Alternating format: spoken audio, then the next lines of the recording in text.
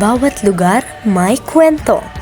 Pero may mga puok na hindi lang basta isinasalaysay, sila ay inaawit, hinahabi at pinapanaginipan. Dito sa South Cotabato, may isang lugar na kaindak-indak ang buhay, kung saan ang hangin ay may dalang himig, ang mga bundok ay sumasayaw sa hamog, at ang bawat yapak ng tao ay bahagi ng isang lumang awit ng kalikasan. Sa mataas na bahagi ng South Cotabato, may isang lupain na binabantayan ng mga bundok. Isang lugar kung saan pabulong magsalita ang kalikasan at ang oras ay dumadaloy ng mas mabagal kasabay ng tibok ng lupa.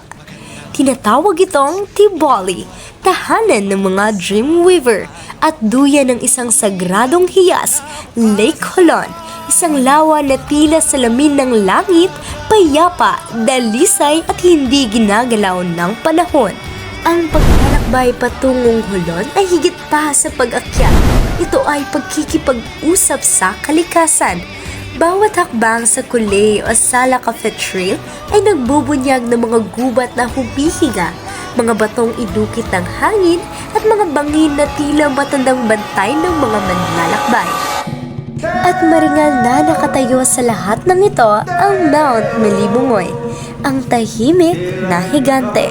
Isang bulkan na tila kwentong binubulong ng hangin at kanlungan ng mga naghahanap ng tanawing walang kapantay.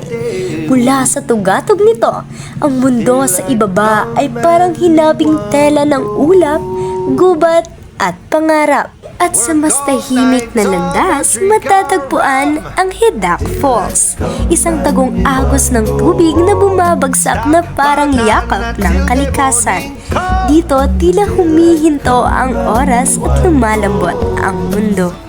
At sa dulo ng mga burol, kung saan nagtatagpo ang liwanag at dilim, naroon ang mahiwagang Backngab River Cave, asul na tubig na dumadaloy sa ilalim ng sinaunang bato, isang pakikipagsapalaran na parang pagpasok ng isang alamat. Sa gitna ng bayan, matatagpuan ang Tiboli Kinoan Monument, isang bantayog na nakatayo bilang alaala ng pinagmulan, lakas at pagkakakilanlan ng mga Tiboli. Parang tanod ng panahon, ipinapakita nito ang ugnayan ng mga tao sa lupa, sa kultura at sa mga diwata ng kalikasan. Ngunit ang tunay na kaluluwa ng Tiboli ay hindi lang nasa mga bundok, lawa at monumento. Ito ay nasa mga tao.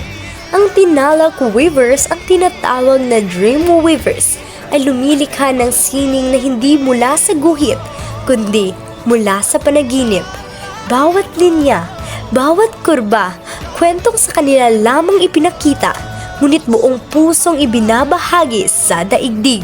Sa bawat sayaw, sa bawat tugtog ng higalong, sa bawat ngiti ng mga Tiboli, nararamdaman ang pamana, malakas, makulay at buhay na buhay.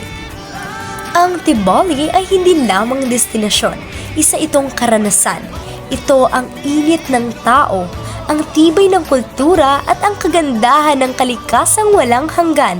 Isang lugar kung saan nagsasalita ang kalikasan at nakikinig ang kaluluwa.